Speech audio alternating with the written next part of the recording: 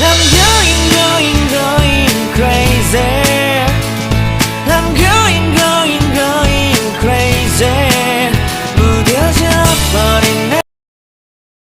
Assalamualaikum warahmatullahi wabarakatuh.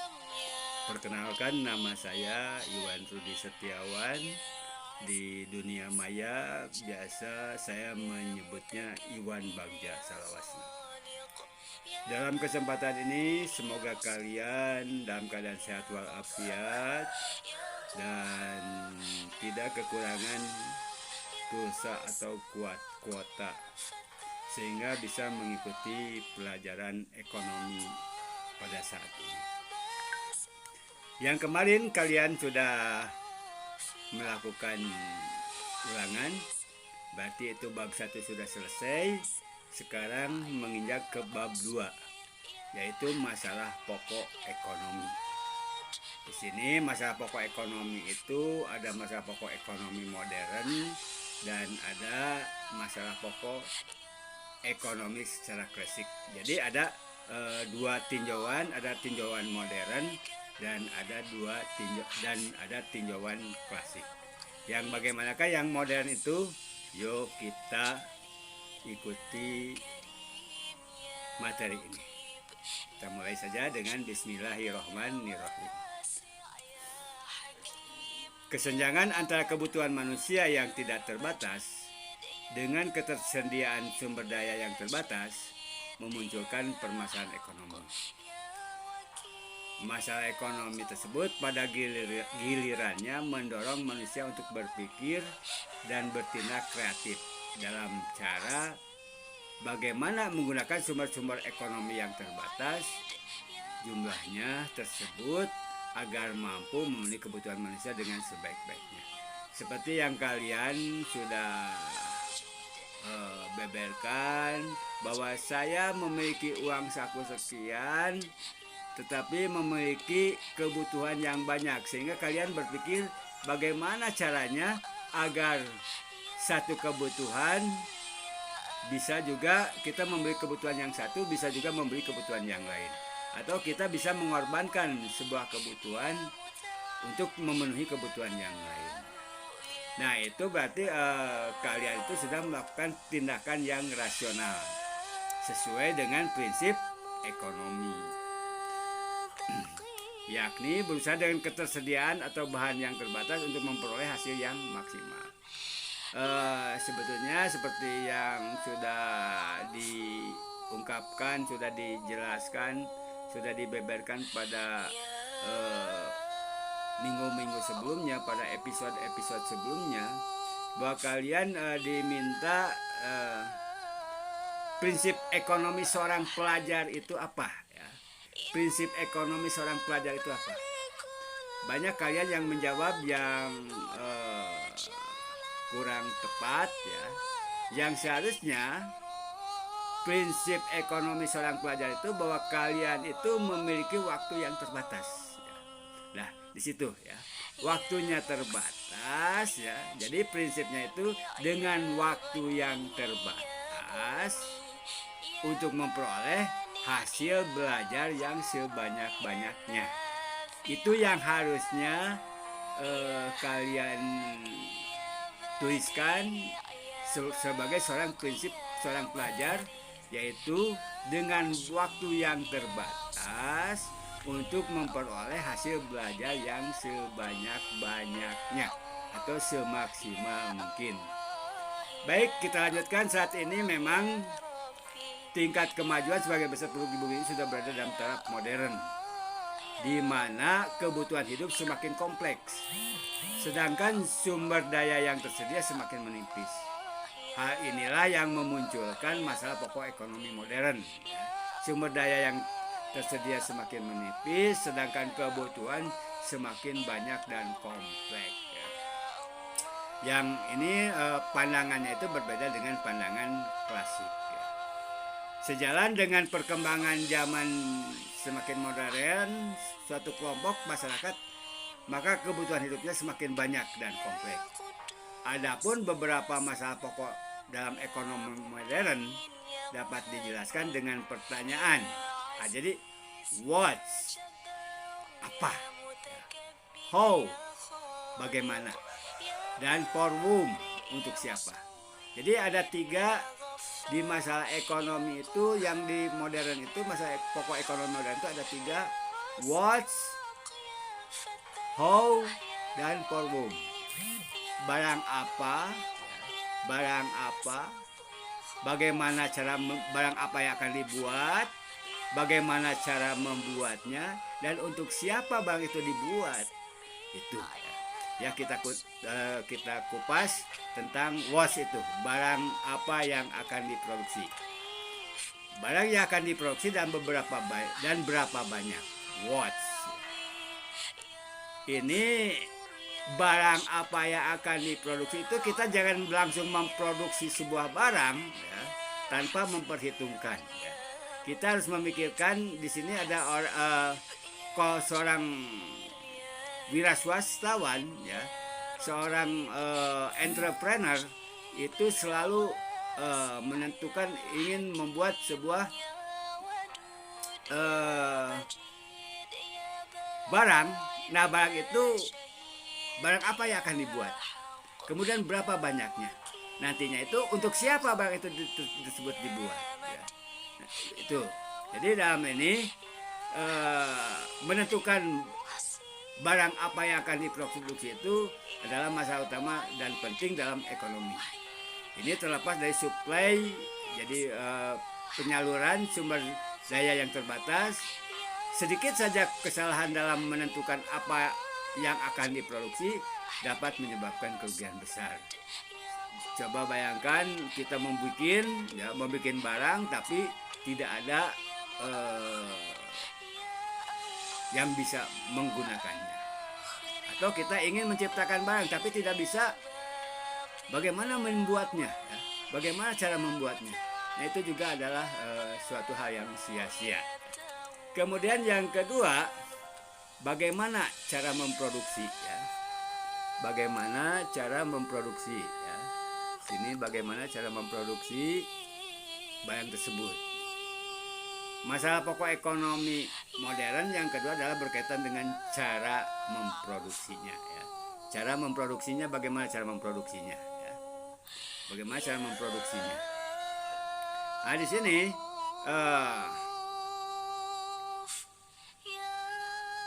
artinya dengan menggunakan produksi itu apakah akan menggunakan manual atau menggunakan teknologi ya. Nah, ini jika pihak produksi telah menentukan dan memutuskan apa yang akan diproduksi, langkah selanjutnya adalah memikirkan tata cara produksinya. Tadi kan sudah barang apa yang akan diproduksi, barang A. Kemudian yang kedua, langkah kedua itu bagaimana cara memproduksi barang A itu tersebut. Apakah memproduksinya itu menggunakan teknologi modern atau bersifat manual ya. Bersifat manual itu how ya. Jadi di sini berkaitan dengan mengkombinasikan sumber daya atau produksi yang dibutuhkan. Dalam penerapan prinsip ekonomi ini, produsen perlu memperhatikan aspek efisiensi ya, atau penghematan saat proses produksi, jangan sampai boros ya. Dengan demikian, cara produksi yang paling hemat, maka barang jasa yang dihasilkan tersebut dapat dipastikan dengan harga yang relatif murah ya. Jadi kita sudah memperhitungkan sedemikian rupa barang apa yang akan diproduksi dan harganya berapa agar bisa dibeli oleh masyarakat ya.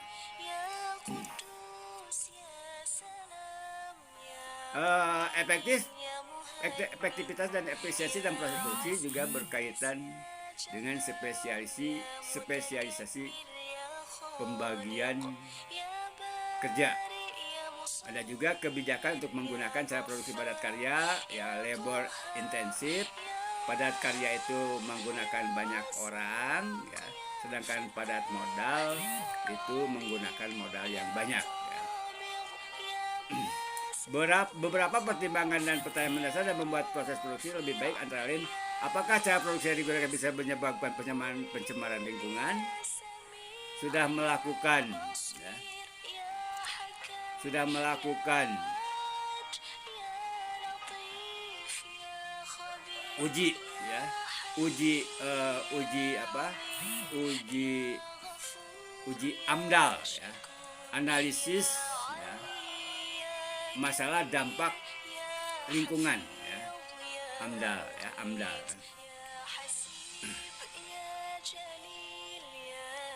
Jadi di dalam hal ini pertanyaan-pertanyaan di dalam produksi itu harus dijawab dengan ilmu ekonomi yang memandang teknologi sebagai faktor penting dalam proses. Namun masih banyak faktor penting yang dipertimbangkan seperti skala produksinya, kemampuan manajerial, iklim, kemampuan finansial, dan sikap mental. Dan yang ketiga,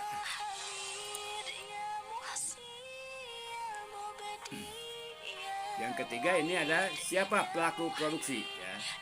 Di zaman modern tentunya banyak pihak yang bisa melakukan produksi, misalnya pihak pemerintah, swasta, individu ataupun korporasi. Inilah salah satu modernisasi, yaitu spesialisasi. Spesialisasi berarti setiap pihak memiliki keterampilan dan keahlian khusus yang tidak dimiliki pihak lain.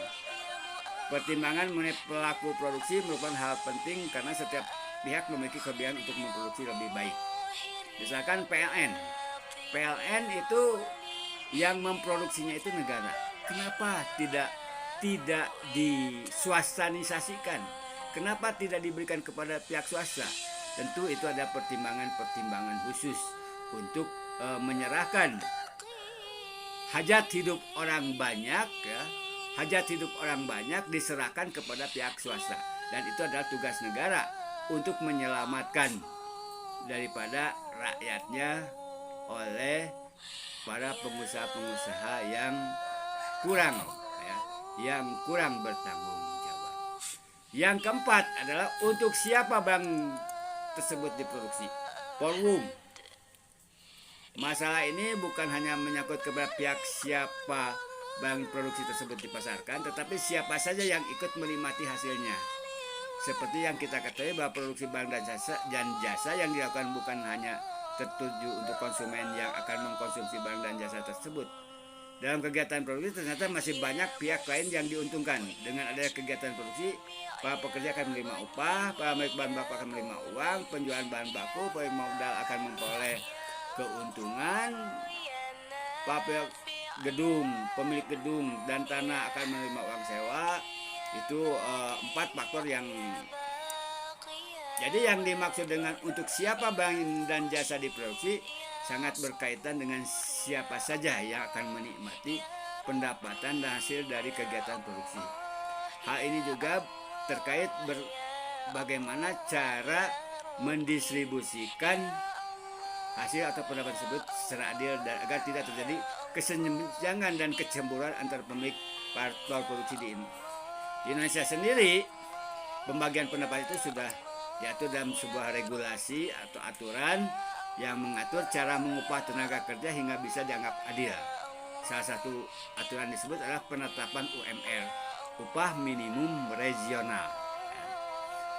Di setiap daerah kecenderungannya UMR di kota-kota besar lebih tinggi ya, lebih tinggi dibandingkan dengan kota-kota kecil. Kenapa? Karena biaya hidup di kota besar itu lebih tinggi dibandingkan dengan kota-kota yang kecil. Jadi itulah ketiga masalah pokok ekonomi itu. Jadi inti masalah ekonomi ya. Menjadi satu masalah inti yang disebut inti masalah ekonomi. Jadi adapun masalah inti dalam ekonomi adalah bagaimana cara memenuhi kebutuhan masyarakat yang tidak terbatas, kebutuhan yang tidak terbatas dengan menggunakan sumber daya yang serba terbatas.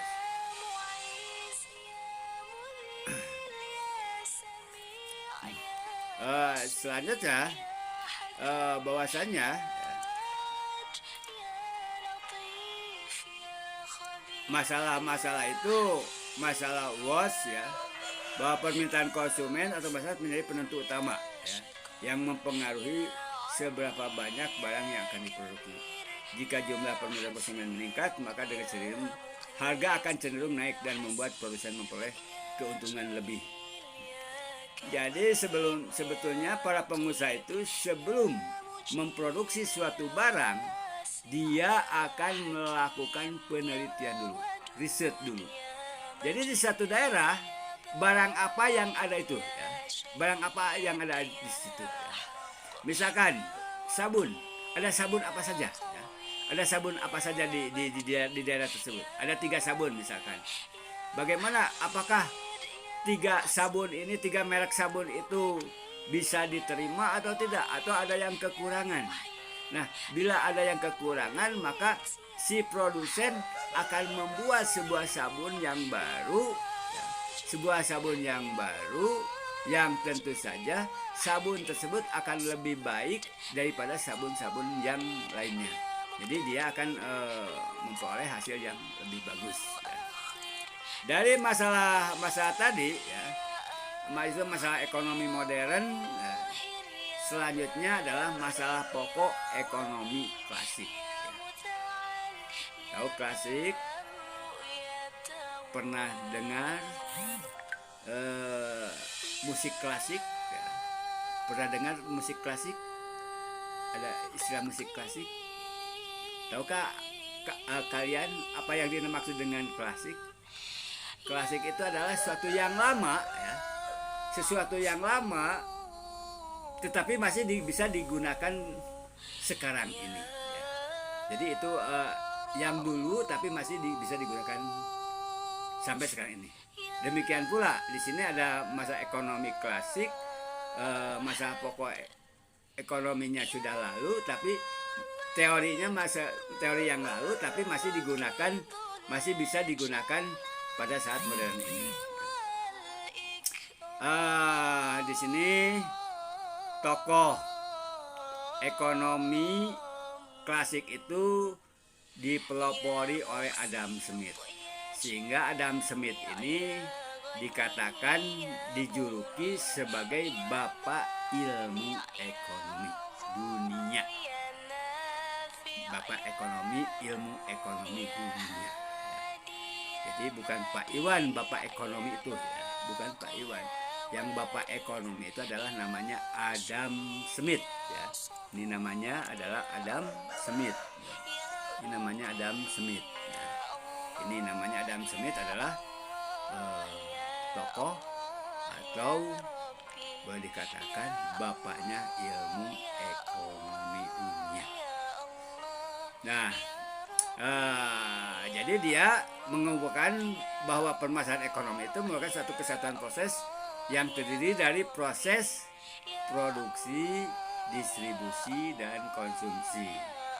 Menurut teori klasik, 3 masa pokok ekonomi itu ya tadi, ya, produksi, distribusi, dan konsumsi. Nah, secara singkat, kenapa terjadi kesenjangan? Kenapa banyak yang terjadi langka? Menurut ekonomi klasik, kelangkaan itu timbul dikarenakan produksinya yang kurang. Produksinya yang kurang. Lah, produksinya udah banyak. Kalau begitu ada satu lagi. Produksinya banyak. Yang kedua, kenapa tidak nyampe ke tempat tersebut? Distribusi, penyalurannya yang ini. Dan yang ketiga, penyalurnya sudah. Kemudian konsumsinya terlalu banyak. Yang dibutuhkan barangnya cuma yang dibuat 10, yang penggunanya 15. Berarti ada 5 yang terjadi kesenjangan untuk memperoleh kebutuhan tersebut. Jadi kita bahas itu masalah produksi, ya. Masalah produksi artinya menghasilkan atau menciptakan atau membuat sebuah barang, menciptakan, membuat atau menghasilkan atau menambah nilai guna suatu barang, menambah nilai guna suatu barang untuk memenuhi kebutuhan manusia, atau manusia itu dinamakan konsumen. Jadi inilah yang merupakan tujuan sekaligus motivasi untuk melakukan kegiatan produksi. Akan tetapi tidak semua kebutuhan manusia dapat terpenuhi. Kebutuhan manusia akan dapat terpenuhi jika ia mengkonsumsi barang atau jasa sesuai dengan kebutuhannya. Jadi tidak yang serakah, tidak serakah, sesuai dengan kebutuhannya.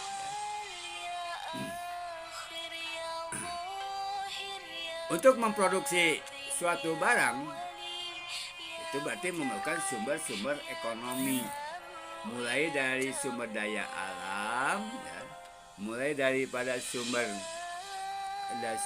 daya alam,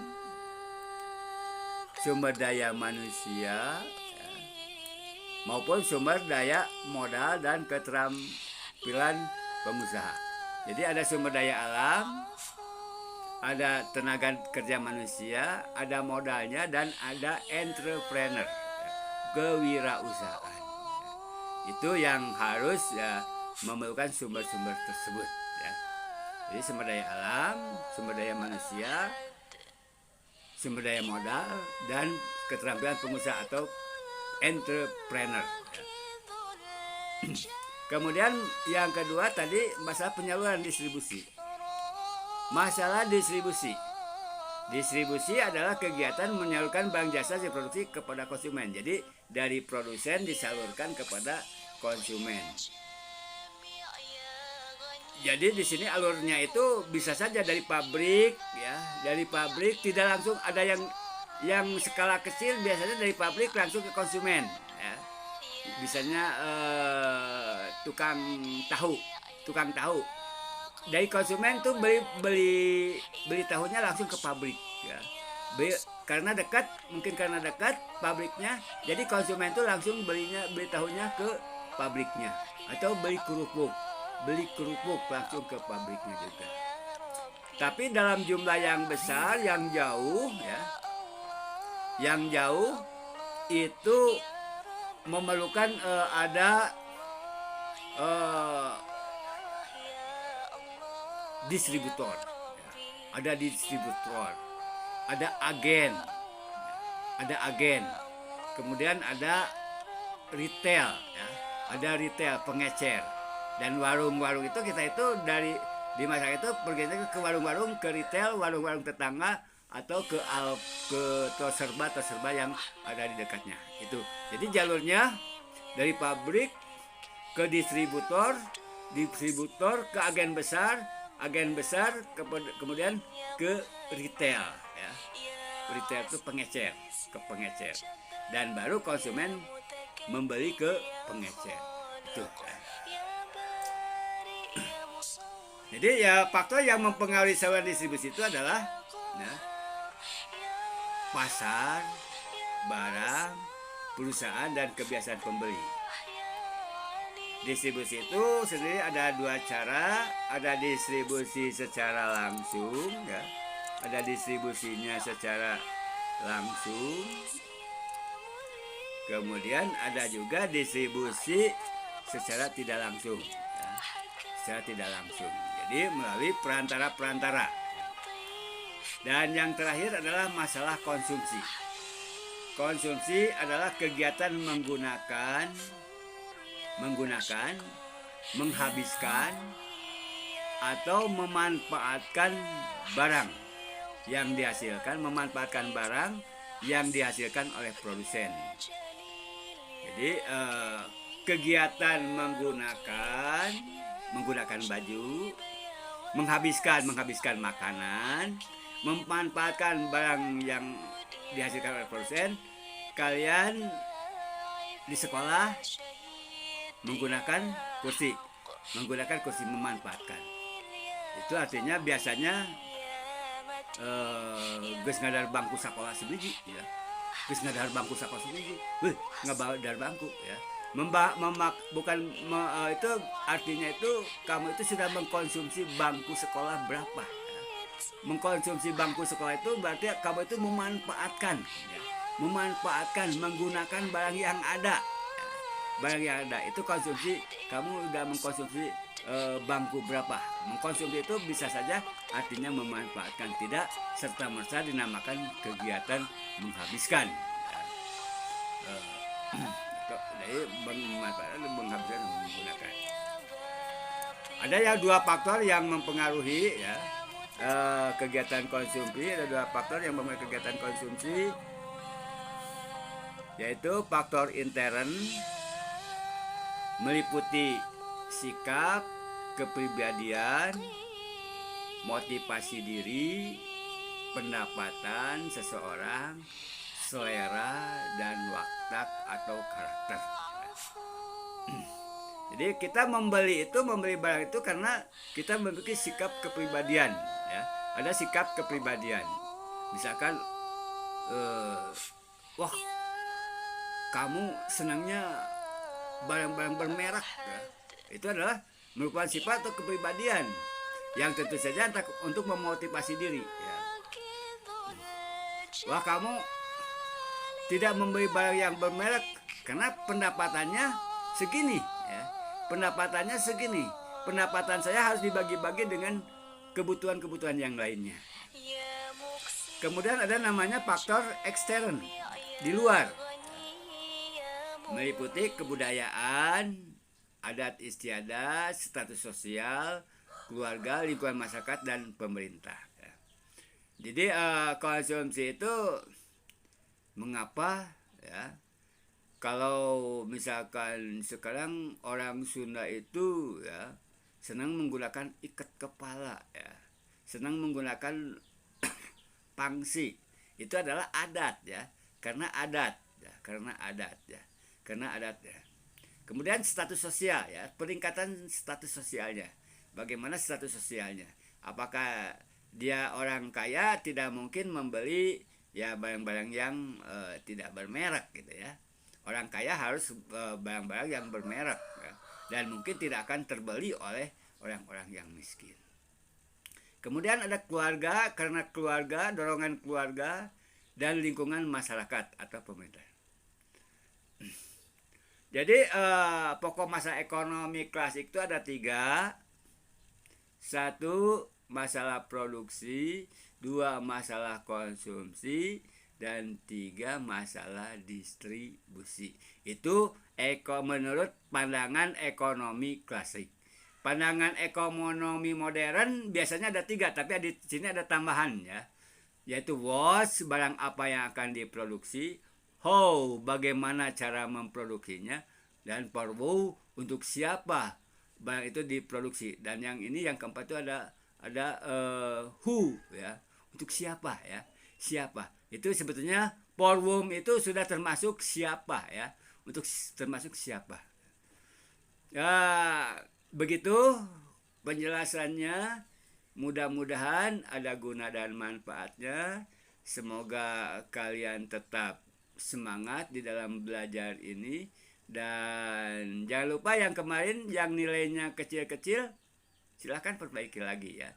Silahkan perbaiki lagi sampai memperoleh hasil yang memuaskan. Wabillahi taufiq wal hidayah. Wassalamualaikum warahmatullahi wabarakatuh.